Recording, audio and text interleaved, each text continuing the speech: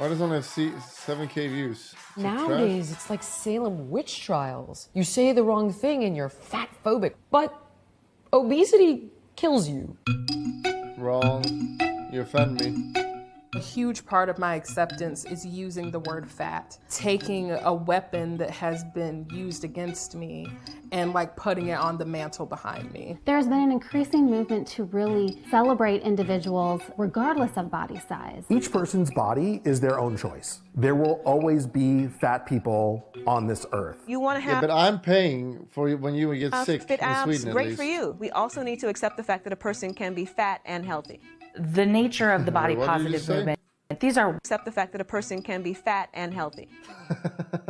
The nature of the body positive movement. These are positive things, but they can be pushed to an extreme that I think can be negative for people's health and for their overall well-being.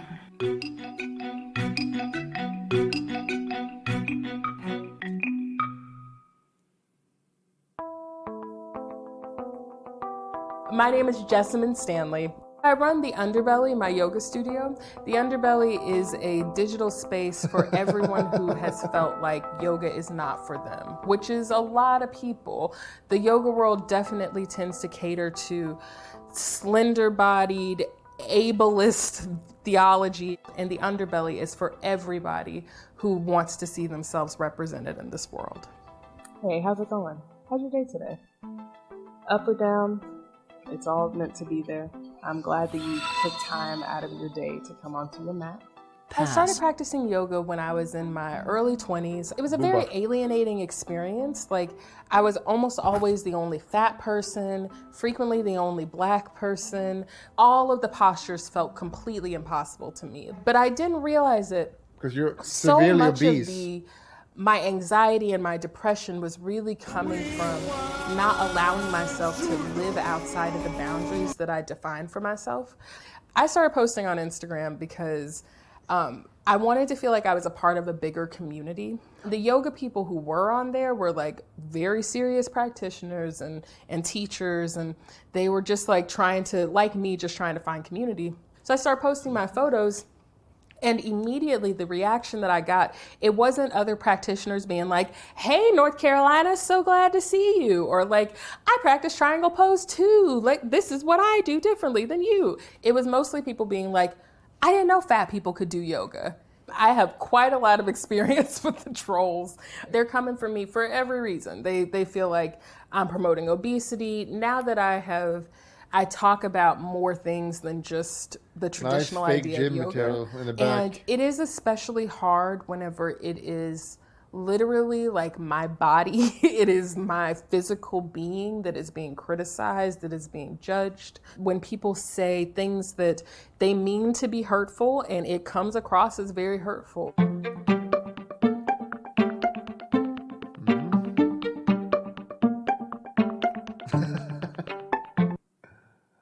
Percentage 45 almost.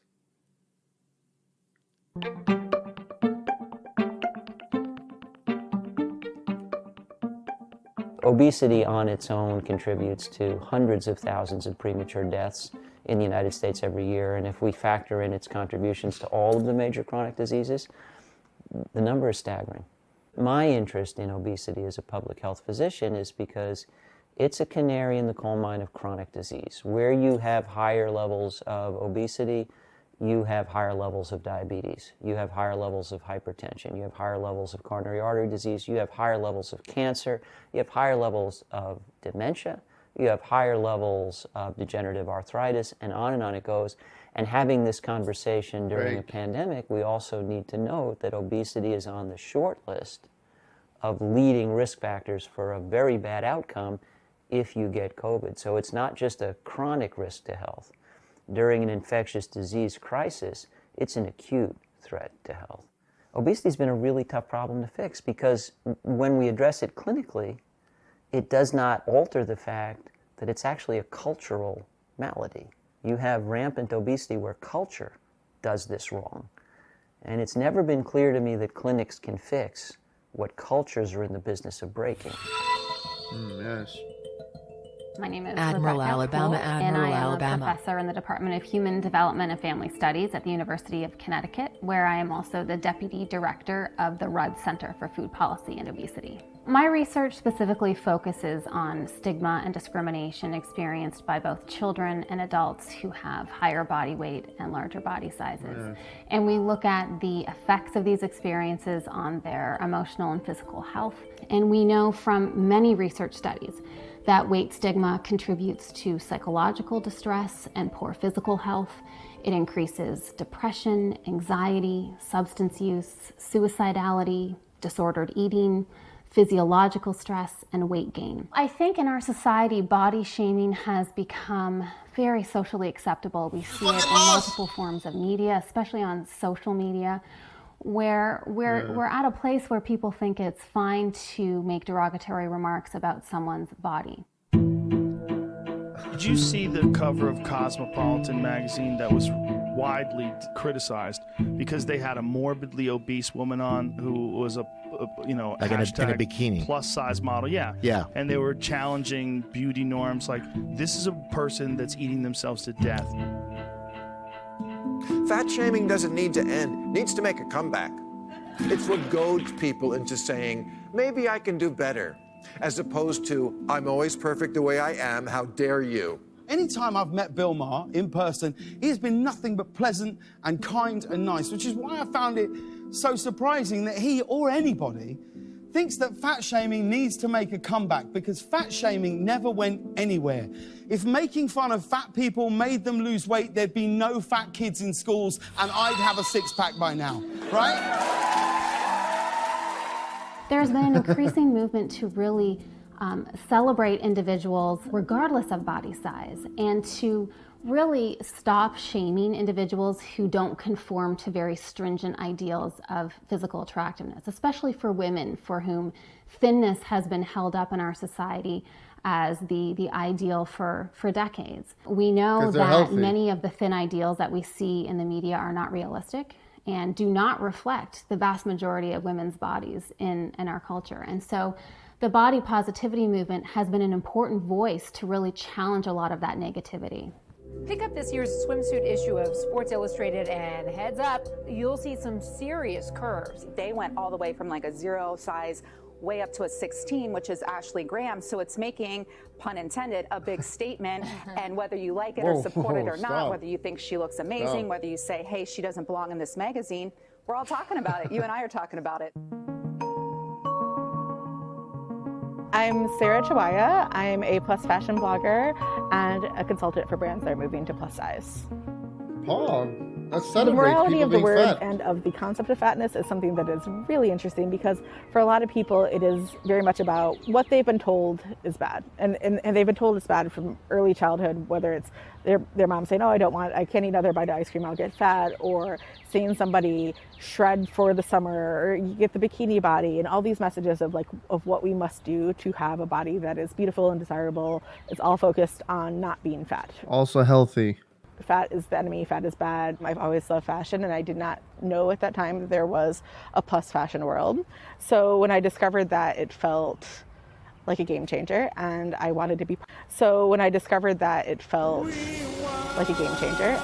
wanted to be part of it. When you actually look at it with a more critical lens, you can see that fashion is something that is how people present themselves to the world, and that has so much power. And not having those options takes power away from people.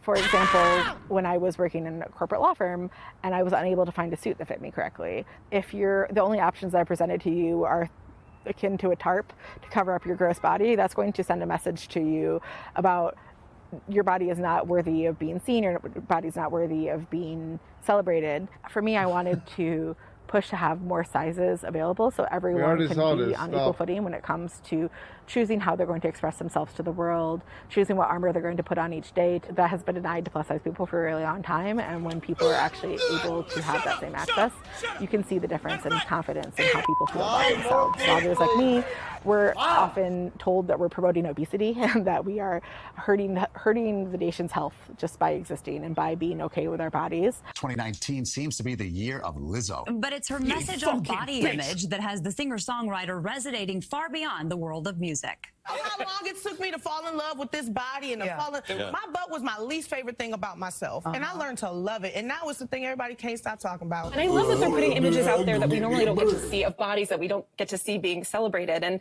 why are we celebrating her body? Why does it matter? That's what I'm saying. Like, why aren't we celebrating her music? Because it isn't going to be awesome if she gets diabetes. In general, I don't celebrate anybody doing anything that I think compromises their health. I don't celebrate you smoking a pack a day.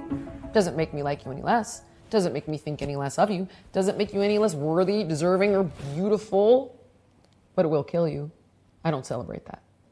I was an overweight kid, and fitness was something that empowered me personally. And that's why I became passionate about fitness and utilizing it to help people live a better life. Biggest Loser is a interesting beast unto itself, right? Like, when the show began many years ago, I do think it was to shame people. Absolutely.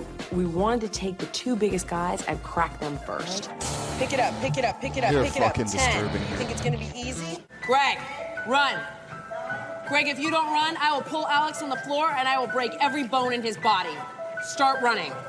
This show is, at its core, about helping somebody who's morbidly obese lose weight. And that should be okay.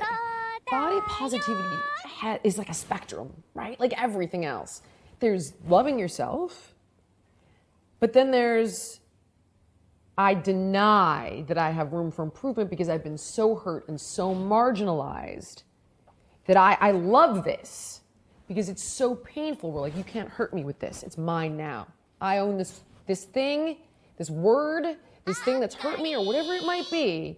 I own it. I love it. I accept it. You can't hurt me with it. I love this. I love being 300 pounds. Time flies like an arrow, fruit flies like a banana, happy 9 months. Is not just putting people's physical health in danger.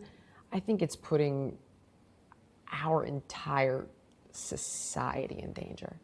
We're no longer allowed to have conversations with each other. You say the wrong thing. Growing in. Phobic, which, by the way, I Wrong. didn't say the wrong thing. They are not so obese. don't think I'm apologizing. They just have I a am lot not. of freedom. But you Who say the something fuck is someone spamming doesn't these like, random and you're voices? fat phobic, and you're a Here you fat go. shamer. It seems like nowadays, and this The actually personal play sounds make sense of them. I'm 5 days to anyone uses goes play back sounds to the improperly. point that I originally made about Lizzo, that it shouldn't matter if somebody's thin or obese. You should celebrate the person. Because, by the way, that's the problem. Is that when you're making it about their physicality, that's when people get defensive and they're like, I love this. You don't make fun of me. I love this. Or whatever it might be. And it's like, you lost weight. Shame on you. You were beautiful before.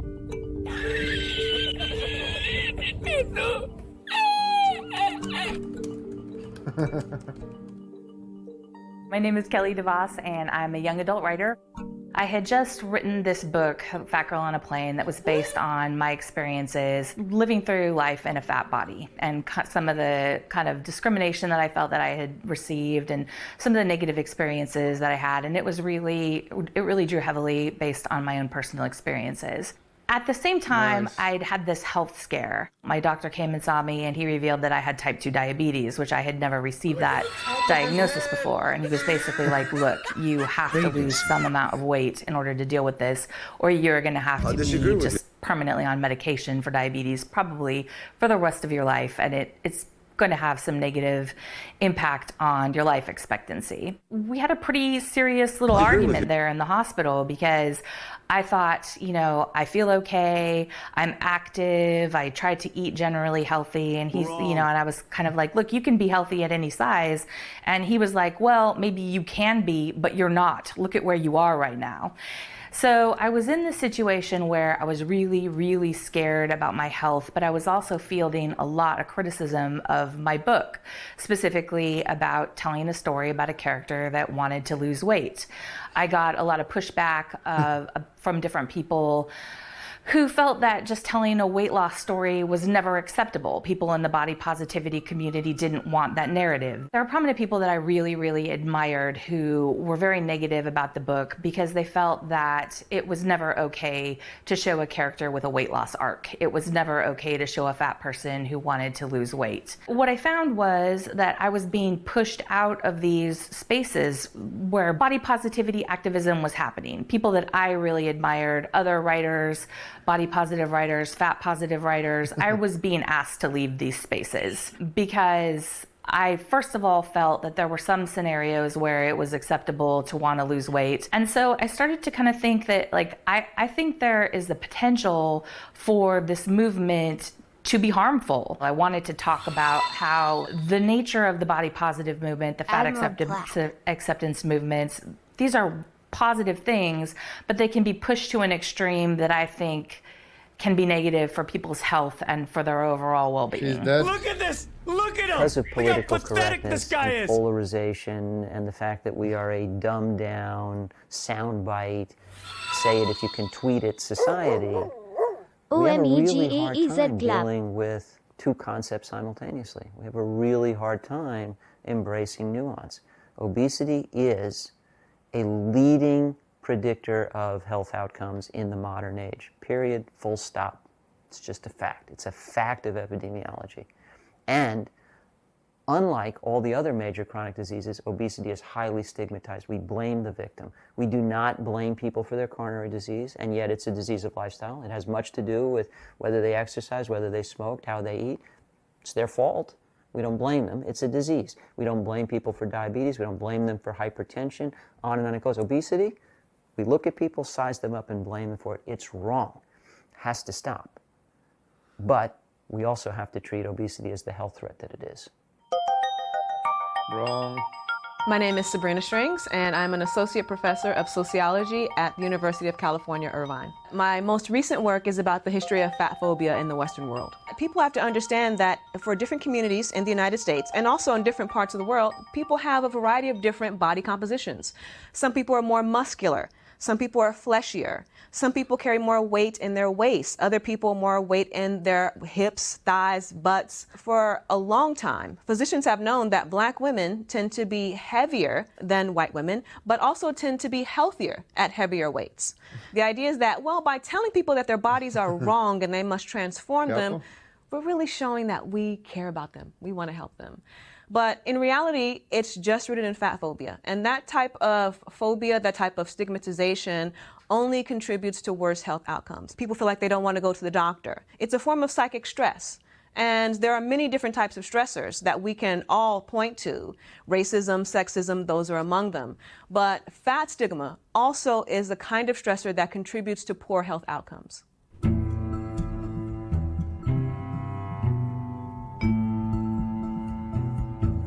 56% of African American women are obese, the highest rate of any demographic in America. We find that women of color often have worse health outcomes. There's a variety of reasons for this. Often it has to do with poverty.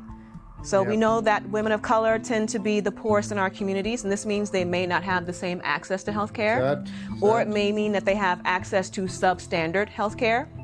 It also frequently means that they're food insecure. And there are plenty of studies showing that people who are food insecure tend to have higher BMIs. So we can already see how this becomes a very complex, multifaceted problem, because we have people who don't actually have frequent, ready access to healthy and nutritious foods, who tend to weigh more, have less access to health care, and then the healthcare that they are getting, they're typically being told simply to lose weight. All of this is deeply problematic. Sociologists and it moves talking us about further health and as if she further were away in from Reed Jam. diminishing the health disparities that many people in the field of medicine really care about. 2/3 of people who lose weight on a diet gain back more weight than they already lost.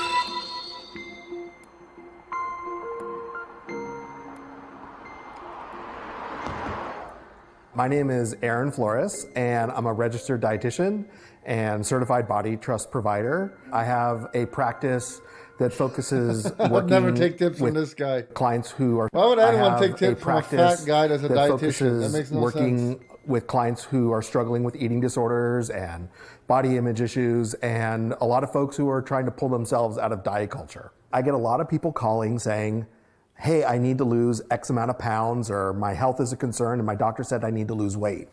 So what I tell folks is I work from a different perspective. I work from a non-diet approach. We're going to look at your relationship with food and your relationship with your body, rather than focus on just tell me what to eat. Our metabolism is really damaged through restrictive eating habits and dieting.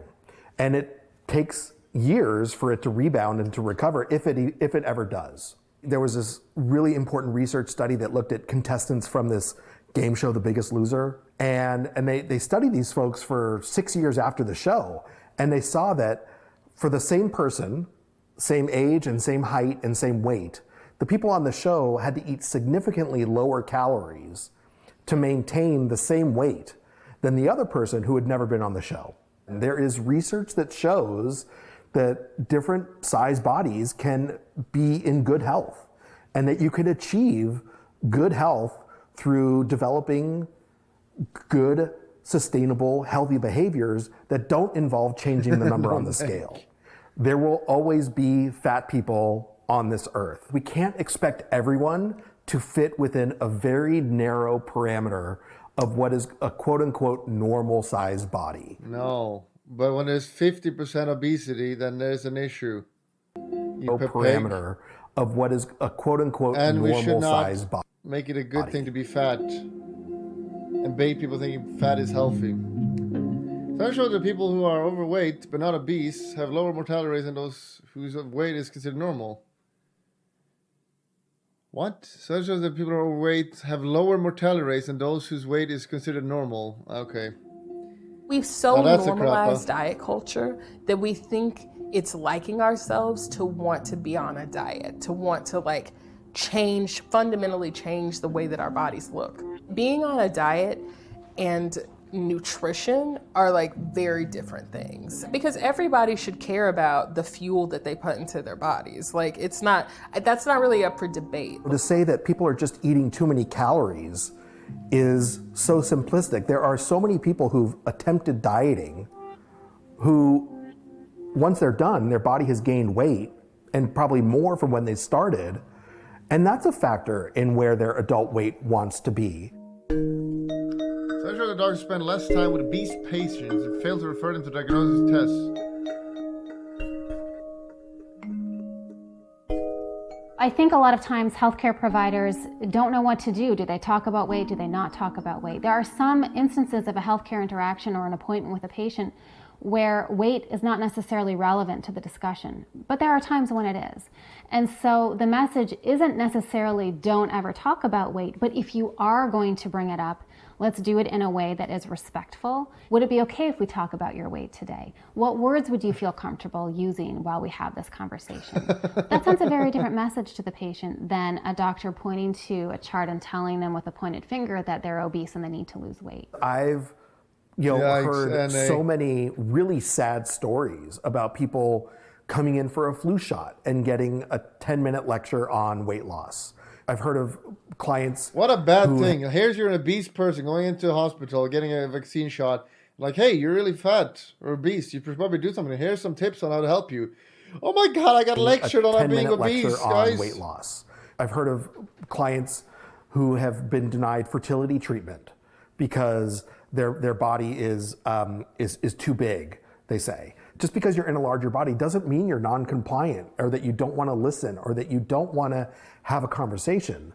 You just want to have a conversation that doesn't include weight loss every time. Should you love the skin you're in? Hell yeah. Will your weight potentially still affect your health? Hell yeah. We've got to be able to process both of those truths at the same time. I don't think you can say that weight loss is negative, inherently negative. But I think it's always, anytime you are doing something to more closely conform to society's beauty standards, I think it's worth an examination. I think it's worth. Why does she always bring up beauty standards? It's more to do with beauty standards. Why do you want to lose weight? Why do you think that's prettier? Because when you're fat, your life is miserable. That's the one reason. Because that's what you've been told is pretty your entire life? Is that what you've been told is beautiful? It's just an unfortunate reality that as human beings, and maybe even especially as Americans, we live in a hierarchical society. If you're working out and you want to have fit abs, great for you, but it doesn't make you a better human being than someone else. You can be slender and unhealthy, and we also need to accept the fact that a person can be fat and healthy. I lost about 50 or 60 pounds. I was able to go off my diabetes medication. I mean, as you can see, I'm still a larger person, but I feel like my size is now not impacting the quality of my life. The only way to evolve Then you don't know and what to it is like to be learn slim. is to be able to speak and engage. Can you play with your children? Like, how is traveling for you? My Do you sweat when you sit still? size Yes. is now not impacting the quality of my life. The only way to evolve and to learn is to be able to speak and engage in conversation. Not just the conversation that's been anointed by the woke. Here's my question. You're so woke. Why are you so intolerant of an opinion that's different than your own? I don't think it's a question of political correctness. I think it's a question of kindness. I think often political correctness is a term used in place of I don't want to consider other people's feelings. A huge part of my acceptance is using the word fat and really owning it.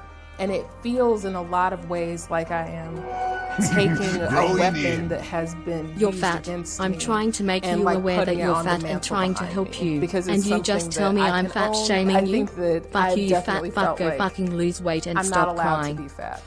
And I'm getting to a place where I'm like, I am allowed to be fat.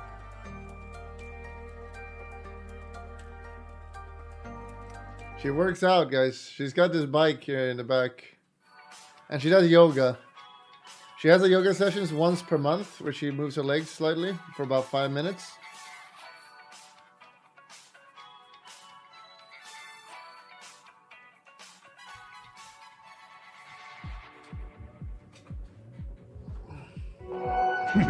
Growing in.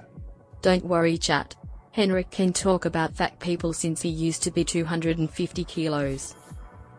I'm surprised that this document can skip through all the fitness, agriculture, food, and beverage industries. Every person thinks they're the exception. Yeah, healthy per se now. Please stop, Henrik. They look sexy in their own way. Grappa.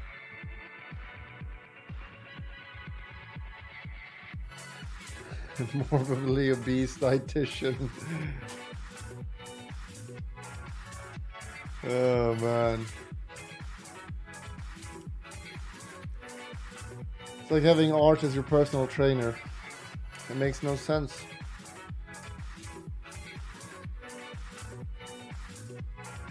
Where is Princess Ray?